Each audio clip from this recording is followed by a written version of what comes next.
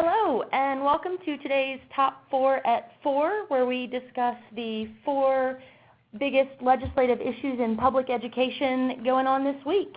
I am Amanda Ewing, the OEA Associate Executive Director, and today I have with me Ivy Riggs, the Legislative and Political Organizer for the East half of the state. And I am also very happy to announce that we have Nick Singer here today, who is our new hire as the Legislative and Political Organizer for the Western half of the state. Howdy.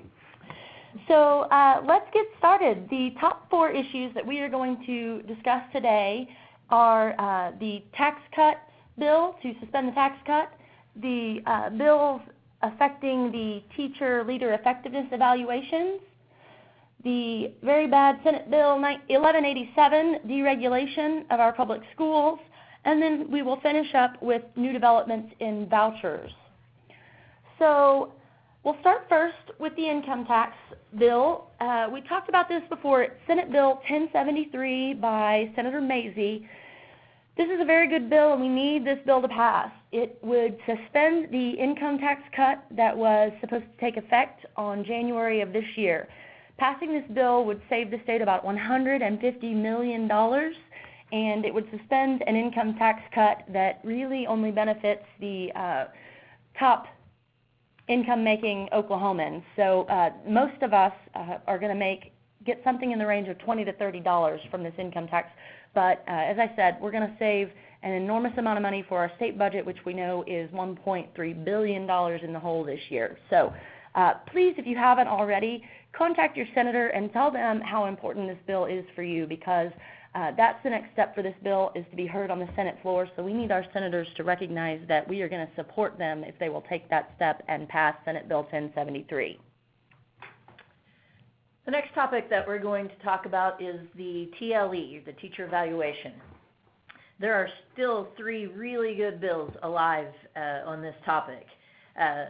House Bill 2945 by Representative Katie Hinkie from Tulsa, House Bill 2957 from Representative Rogers from Broken Arrow, and Senate Bill 1350 from Senator Ford out of Bartlesville. All 3 have in common that it removes the requirement to use test scores for teacher evaluation, so it makes it a district decision. This is huge for teachers. We feel like we have fought for this for the last few years, and we are so excited that there are 3 really good bills moving through the process. Senator Ford's Bill 1350 has already made it out of the Senate, and it is headed to the House. We're really happy about that. And both of the House bills, 2945 and 2957, are eligible to be heard on the floor of the House just any time. There is one difference. Representative Rogers' Bill 2957 removes the requirement that the State Department collect the test data or quantitative data. But other than that, they all have in common that it does take away test scores. So please contact your House members and Senate members and let them know that we support these bills. Next up is Senate Bill 1187. A lot of people are talking about this bill, and thanks to you who have already contacted your senators about it. This bill, in the face of an education crisis that we are all in currently, Senator Jolly's response with this bill is to pay teachers less, take away benefits, remove employment protections, and hire people who have no teaching qualifications at all. So this is a bad bill. It's not what our public schools need, what our students need, or certainly not what those of you in the teaching profession need. There are not a lot of senators who have committed one way or the other on how they're going to vote on this bill. So please do continue to contact your senators and ask them to commit to tell you how they're going to vote on this bill, or if they won't, just please ask them to vote no. And then the last topic that we're going to talk about today are vouchers or education savings accounts. Same 2 bills that we talked about last week are still alive. House Bill 2949, Representative Nelson, and Senate Bill 609 by Senator Jolly. And they're both the other author on each other's bills.